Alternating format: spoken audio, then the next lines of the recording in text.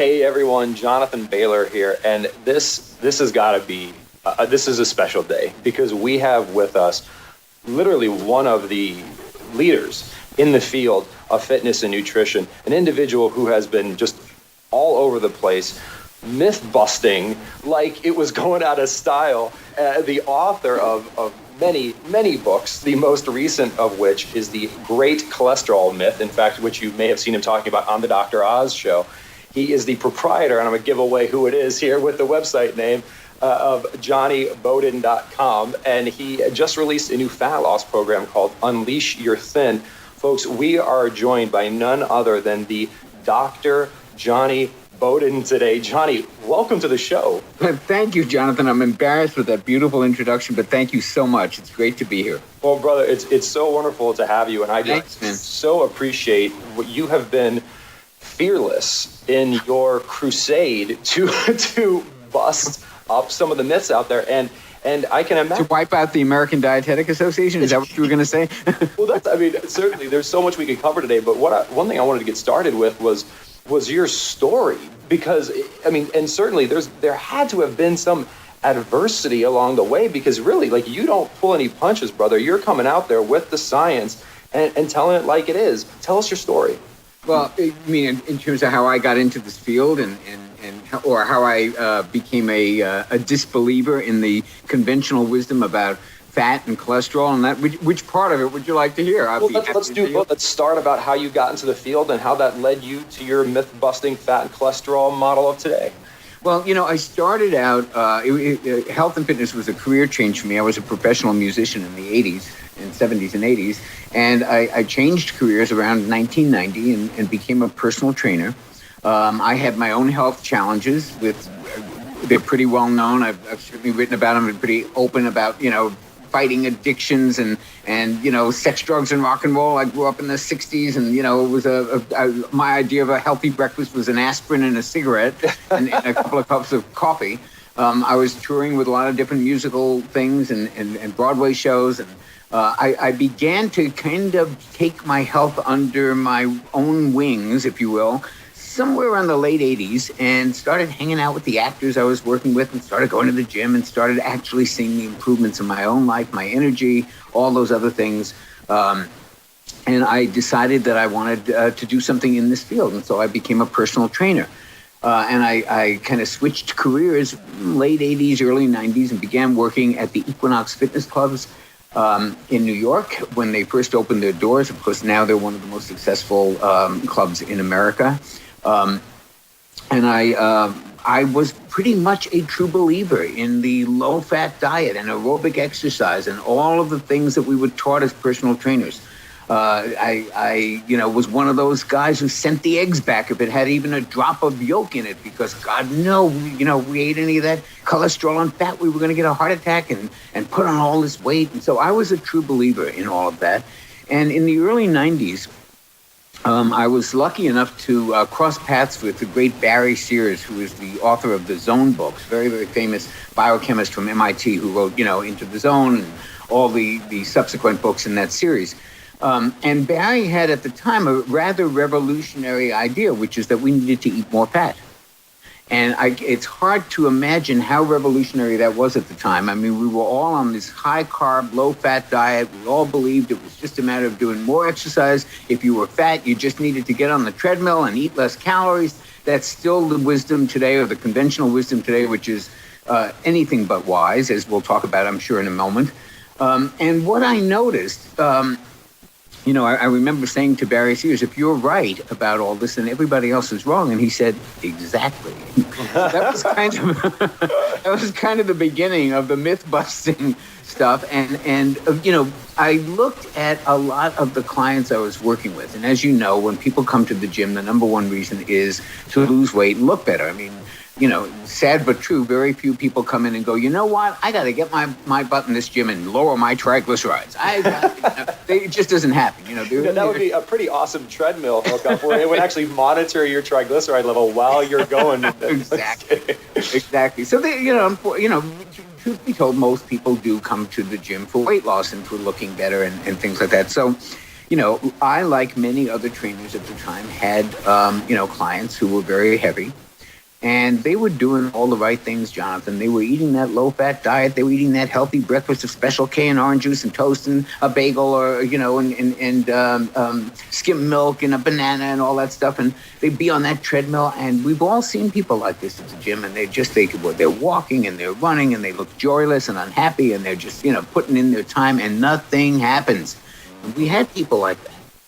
And I had a number of clients at this time in the early 90s who, against all my better advice, decided to go on this cockamamie Atkins diet, which I thought, oh my God, you can't do that. That's all that saturated fat and animal products and cloth rinds, and this guy's nuts. You're going to get a heart attack. You're going to die. And they would do this, and they would come back, and they had lost weight. Well, okay, we were reluctantly beginning to accept that, yeah, maybe you could lose weight on that Atkins diet or one of these high-protein, high-fat, low-carb diets, but it couldn't be healthy. You were definitely going to have like all kinds of problems with your cholesterol and your blood pressure and your HDL and just every other measure you could imagine, except they weren't. They were coming back not only losing weight, but with better energy, lower blood pressure, and improved blood. In many of the cases, their doctors would look and go, what are you doing? This is terrific, Mrs. Jones. And they'd say, well, I went on the Atkins diet. They'd say, you should be on that diet. That'll kill you. So, they just couldn't believe the evidence of their own senses. And look, I'm not a proselytizer for the Atkins diet. What I'm trying to illustrate here is that a lot of the information we had been taught as personal trainers, which came directly from the American Dietetic Association, who I consider to be the most destructive organization in America when it comes to the health of America. But, we learned the same thing everybody else did. And, we just couldn't wrap our minds around how this could be true. How could you be healthier, lose weight, and follow these recommendations that flew in the face of everything we had learned about what was healthy food? So I decided to do a little investigation. I went back to school. Ultimately, getting a PhD in nutrition and becoming board certified by the American College of Nutrition, the certifying board of nutrition specialists.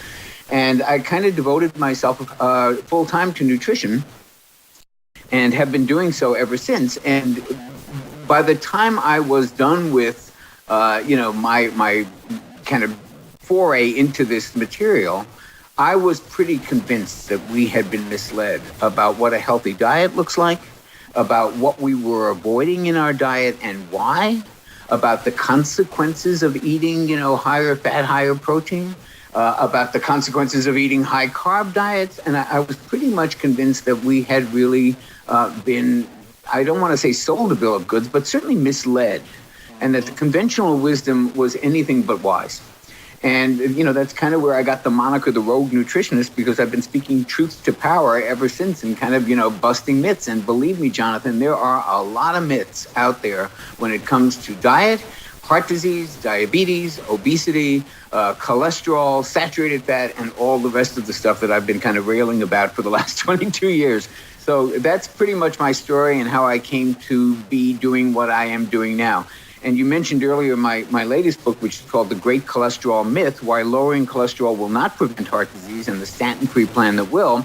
And there's really a direct line from my experience back there in the 90s to this book. And and Jonny, let me just pause for 1 second Sure. before we jump into that book, because I really want to focus on that, because I think that can really impact the lives of our listeners just immediately when they get that information. But one question I wanted to ask you about your experience in this field and seeing the difference between what actually works and what we're told works. Jonny, why, and this is going to sound like a funny statement to make, okay, why don't results speak for themselves, both in terms of the fact that if a low-fat, basically low everything other than starch diet worked, we wouldn't see skyrocketing rates of obesity, cardiovascular disease, and basically everything else that could go wrong with the human body.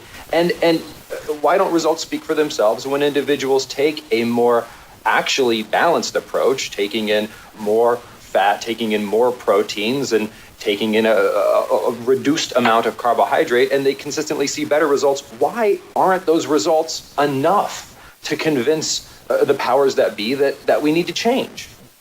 Well, this is interesting. I think I don't know if you mentioned this in the introduction, but my original career path was to become a psychologist, and I have a master's in psychology, so I do a lot of reading outside my field, outside the field of nutrition and health. Read a lot about neuroeconomics, why people make decisions, how ideas get, Malcolm Gladwell, the tipping point. How do ideas get currency? How do we kind of, start to believe certain things? And I think that the answer to your question doesn't really lie in nutrition. It lies in the psychology of belief. We build a paradigm, and that paradigm says, fat is bad, fat causes heart disease, cholesterol is bad, and then what we basically do is we look around us and we fit what we see, we fit the evidence that we see into that paradigm. Mm-hmm. So, for example, people may remember something called the French paradox. And the French paradox, this is what we were all taught in nutrition school in the beginning, was that here's the French, and they're eating all this brie cheese, and they're eating all this, foie gras, and this fatty stuff, and they don't have any heart disease. Of course, this is no longer true because they've now imported McDonald's and all the American foods over there now, so they're now starting to have skyrocketing rates of heart disease. But at the time that, I was in school, we knew this is the French paradox. How can it be that they're eating all this stuff and they're not having heart disease? Well, the reason we saw it as a paradox is because we couldn't adjust our belief system that those things were bad. You see, if saturated fat doesn't cause heart disease, if cholesterol doesn't cause heart disease, there's no paradox to them eating a lot of it and not having heart disease. It's only a paradox if you're stuck in the belief system. So, the answer to your question is, why don't we look around, see the results, and change our beliefs? People just don't do that. Watch politics shows. Watch the U.S. Congress. You get embedded into a belief system, and then that gets supported with an entire economic infrastructure. Look at the amount of money that's made in cholesterol-lowering medications. $31 billion a year for the two top manufacturers of the two top-selling cholesterol-lowering medications, which are Zocor and Lipitor. $31 billion a year. Do you think that you can just change this stuff around overnight? It would be like saying to Exxon, hey, you guys, we just discovered global warming and you're having a lot to do with it. Not so fast. They've got their studies. It's just not something that you can just change around that quickly. I was talking on another interview show about how science actually moves. And I was telling the story about back in the 1700s. You probably everybody's heard, who's listening to this has heard the expression limeys about English people, right? Limeys, do you know how that came about? Oh, go ahead, explain. Captain John Smith was one of the explorers in the English Navy back in the 1700s. He would take these ships out to sea, and half the sailors would come back dead. And they didn't know why. They didn't know what scurvy was at the time, but they knew that they were losing an awful lot of sailors. Somehow, coincidentally, they started putting some limes and lemons into the food supply, and all of a sudden, the soldiers aren't coming back dead. Well, what happened was that they were now getting vitamin C, and so they weren't dying of scurvy. Well, that was a pretty obvious thing to see. Do you know how long it took England to put vitamin C on the kind of pharmacopoeia where they actually said, yes, we need vitamin C, it prevents scurvy? 50 years. Oh, wow.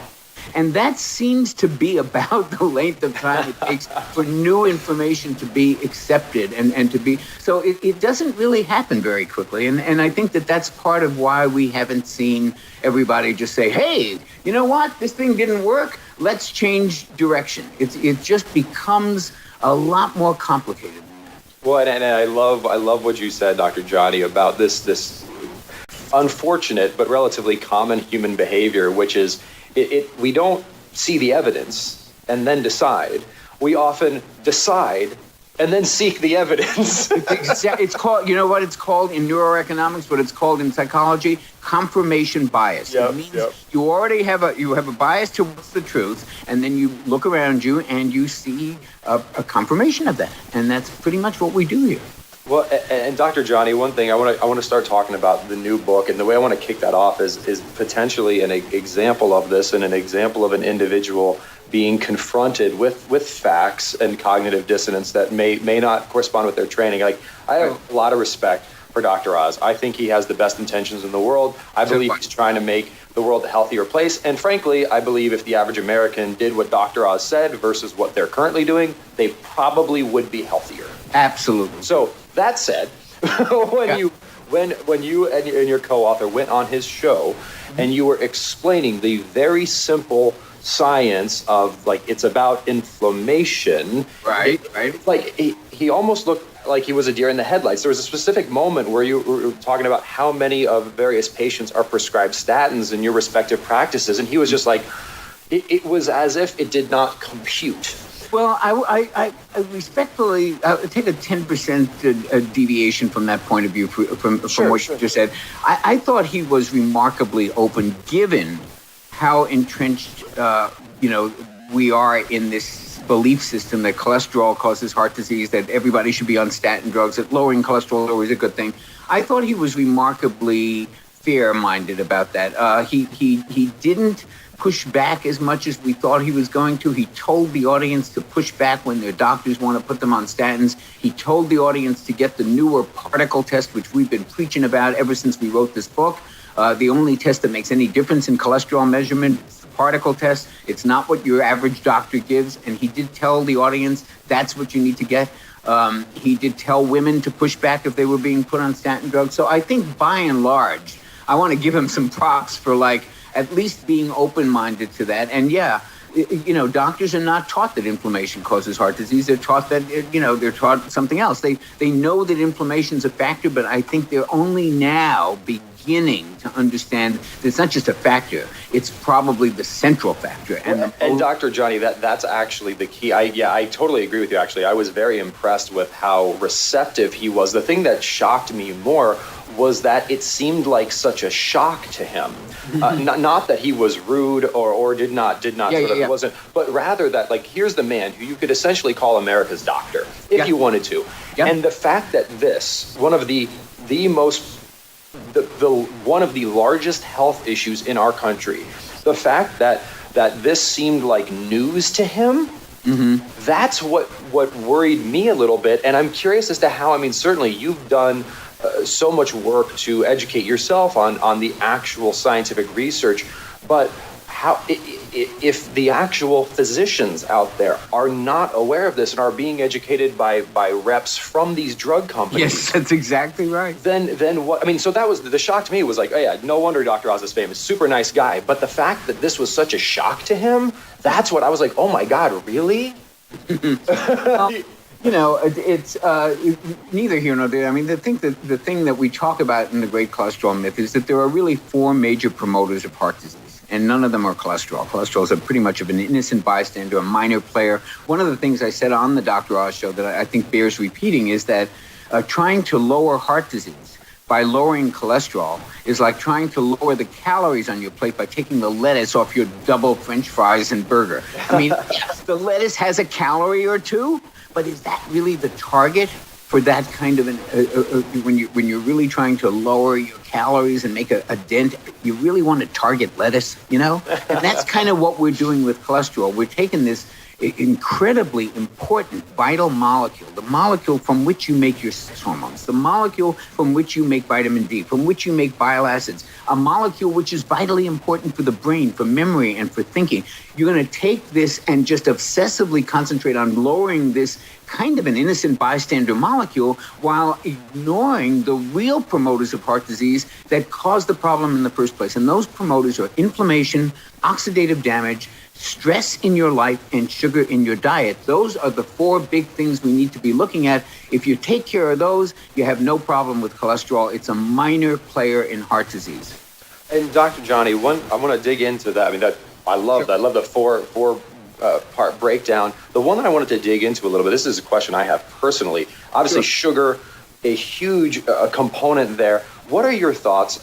From a biologic perspective, whether you eat 2 pieces of whole wheat bread or 6 tablespoons of sugar, when they leave your stomach, it's glucose. So it's glucose before it even gets in. By the time it gets down to the esophagus, the stomach is saying, "Uh-oh, here comes the ding dongs." Absolutely. It turns into sugar faster than you can snap your fingers. So just out of curiosity, why? So is it intentional that starches is off that list, or are you putting that in the same bucket as sugar? Oh, I'm putting it in the same bucket as sugar. I mean, it's sugar, whether you convert to sugar or whether you take it, straight from the Domino's box. I mean, it still converts to sugar and acts like sugar and smells like sugar and behaves like sugar in the body. So, that I'm sad to say goes for a lot of whole grains as well, or products that are marketed as healthy because they're whole grains. They really all raise your blood sugar about the same, making very, very small differences. And I'm including all of those under the heading of sugar. That means breakfast cereals and rice and potatoes and pasta and all the rest, and including the stuff that's got a little bit of brown coloring, so we call it whole wheat. It's not much better than the stuff that it replaced. Absolutely. Putting a vitamin pill in a cup of Coke doesn't make it healthy for you. It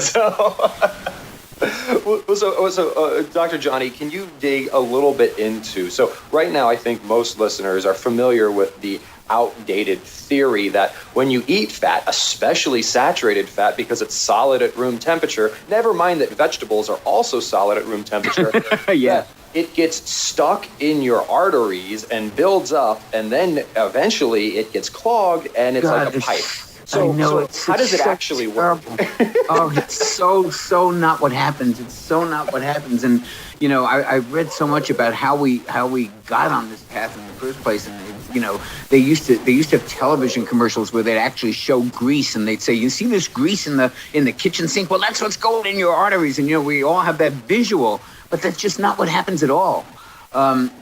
And in fact, if I can just take a fast tangent, that's how we got on the cholesterol subject, because, if you think about the dietary recommendations that we've all been saddled with for the last 30 or 40 years, the low-fat diet, the high-carb diet, you think about this, what is the primary reason that everybody has been warned off saturated fat and animal products? There's really only one reason, because we believe it raises cholesterol.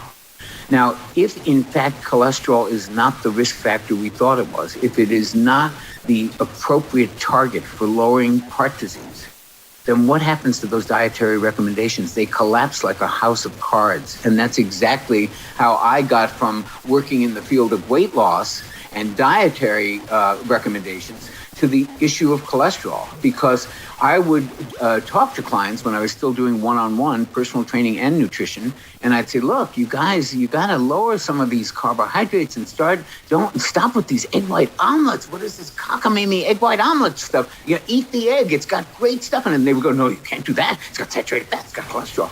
And only when you see how remarkably dumb that whole thing, and I'm not calling people who believe that dumb. I'm saying these recommendations were dumb. It's just not based on what really happens. And only when you see that do you see, wait, maybe these dietary recommendations were wrong in the first place. And that's why it's so important to really go to the heart of the matter and say, what does cholesterol do in the body? Why are we so afraid of it? Why are we avoiding saturated fat? One of the more interesting studies that we talk about in the book, it's actually a couple of studies that happened in the last couple of years. When researchers study this stuff, they frequently, it's hard to do a long-term study where you follow people for 20, 30 years and you see how many people have heart disease. You got to follow them for a long time. It's a big, complicated study. So what researchers frequently do is they use cholesterol as a surrogate, because you can study cholesterol real easily in 6 months. You can see, does it go up? Does it go down? So what wound up happening is we were using cholesterol as a surrogate for heart disease. So if we eat a certain kind of diet, we live a certain kind of way, and our cholesterol goes up, researchers would say the risk for heart disease goes up. Okay. More recently, some researchers said, you know what? Let's not necessarily use this surrogate marker, cholesterol. Let's see if people who eat saturated fat actually die of heart disease at any greater rate. Never mind whether their cholesterol goes up. Let's see what the actual one-to-one correlation between eating saturated fat and having heart disease is. We're not going to use an in-between marker. We're going to actually look at the food we eat and the result we get.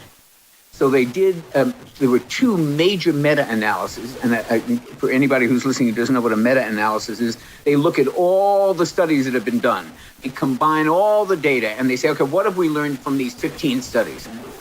Two big meta-analyses looked at the impact of saturated fat on actual heart disease. Both of them found zero effect. Saturated fat does not cause heart disease. It doesn't clog up your arteries, it doesn't create plaque, and it doesn't kill you. So it's really, we have been concentrating fully on this marker, this cholesterol marker, and which we don't even measure properly, and I hope we'll get into that a little bit, and using it as a surrogate for heart disease, when in fact, saturated fat has zero effect on heart disease. And ironically, the thing we are told to substitute into our diet, thank you for bringing that up, is, for all intents and purposes, the cause. Yeah. Now let me flesh that out. You're 100% right, Jonathan, and thank you for saying that. And here's how that works. In our obsessive need to eliminate all saturated fat from our diet, what have we been told? To replace it with the healthy vegetable fats. Okay. So this is what you need to know about inflammation and vegetable fats.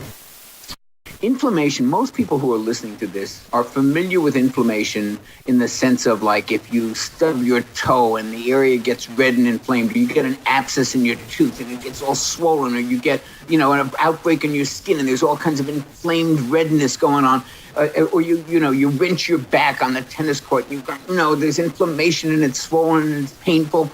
Most people know that kind of inflammation. That's called acute inflammation. And it hurts, but it doesn't kill. The kind of inflammation we're talking about is a second type of inflammation called chronic inflammation.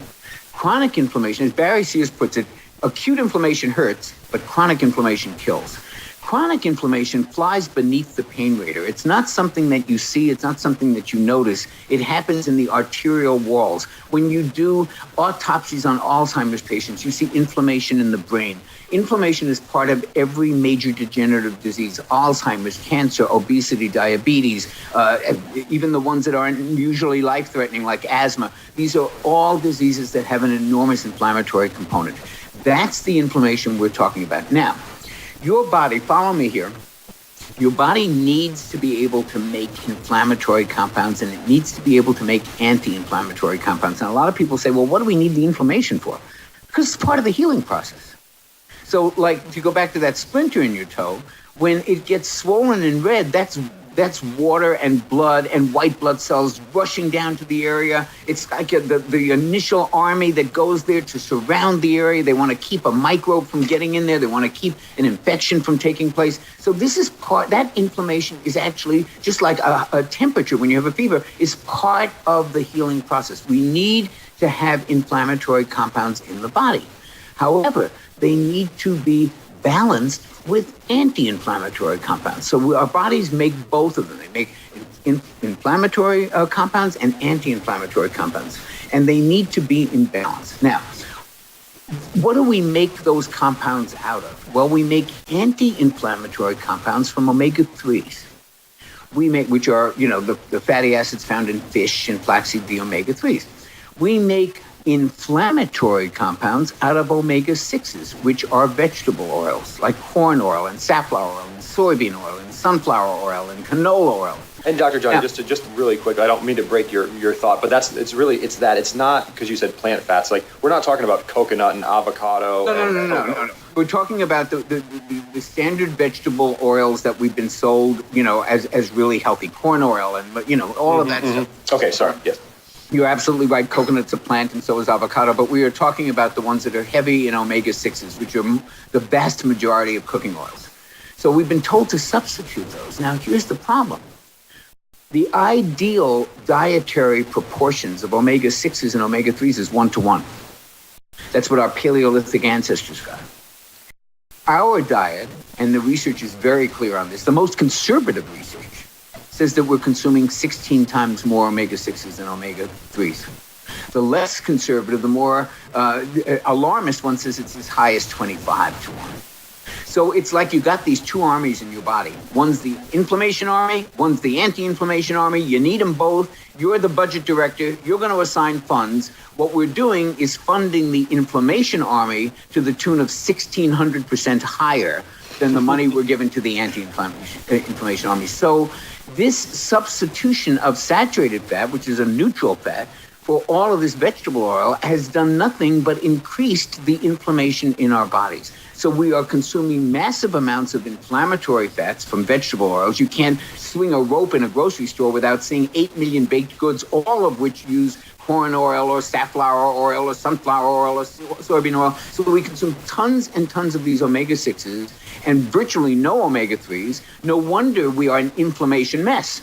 Mm-hmm. And Jonny, a way that at least in my own life, and I think our listeners will know, like if you are just not conscious of what you're eating, you will take in this 16. I mean, like you will never accidentally eat omega-3s. Like unless you're going out of your way to eat fish or flax or like algae. Like there's very few sources almost of none concentrated omega-3s. So it's almost by default. And if you avoid animal products, then you're really like that's all you got left, basically.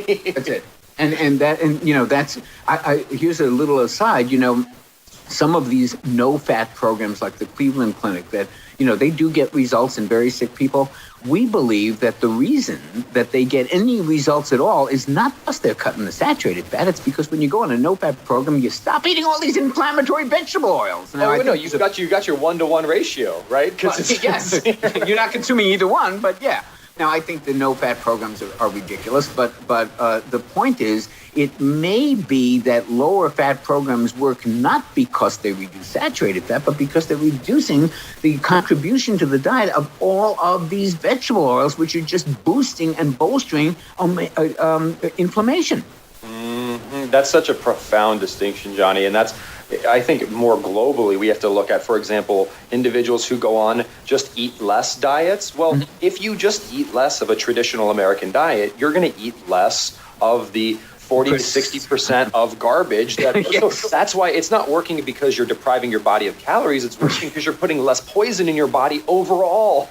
Precisely correct. Gary Taubes has done wonderful work in this. In pointing that out, that, you know, if you're eating 4,000 calories, most Americans eat, you know, 60% or more of carbohydrates. Well, you know, the minute that you cut your diet, just if you kept everything the same proportionally and you just cut it from 4,000 calories to 1,500, you've automatically cut your carbs a lot. And that seems to be, you know, the triggering macronutrient that's really at the heart of a lot of metabolic disorders. So, you know, these things may work not for the reasons we think they work, but maybe because we're cutting back on the very foods, the fats like omega-6s, the vegetable oils, and the processed carbohydrates that are pure sugar. We're cutting back on the foods that are actually making us fat, sick, tired, and depressed. We think they are working because we're eating less saturated fat. They're actually working because we're eating less sugar and less vegetable oil. Absolutely. No, Jonny, I love it.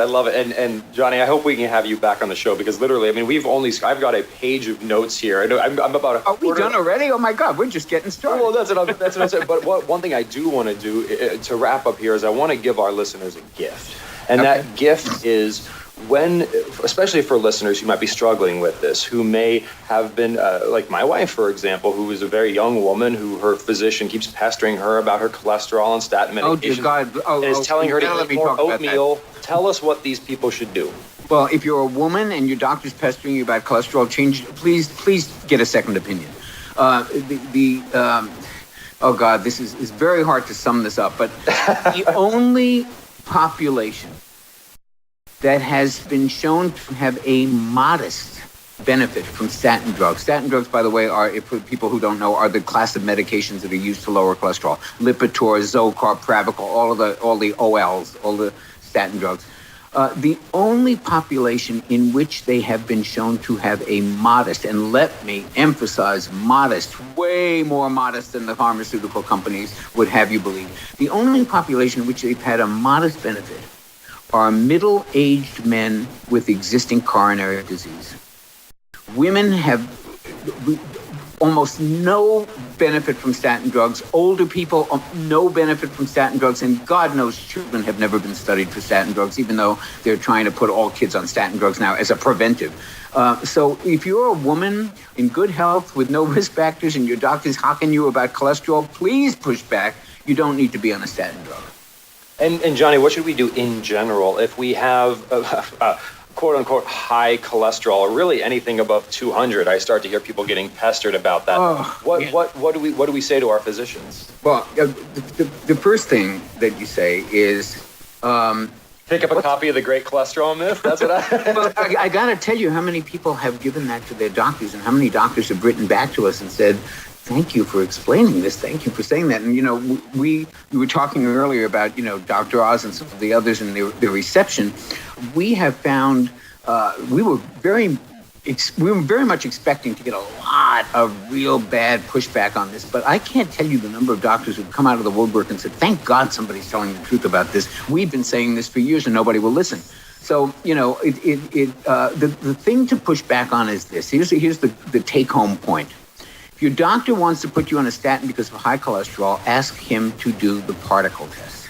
The old-fashioned test that just looks at quote-unquote good and bad cholesterol is out of date by a good 10 years. We now know that there are at least 5 different kinds of HDL cholesterol and at least 5 different kinds of LDL cholesterol. The 2 most important parts to pay attention to are LDL-A and LDL-B. LDL-A, which is a type of LDL cholesterol, the so-called bad, LDL-A looks like a cotton ball.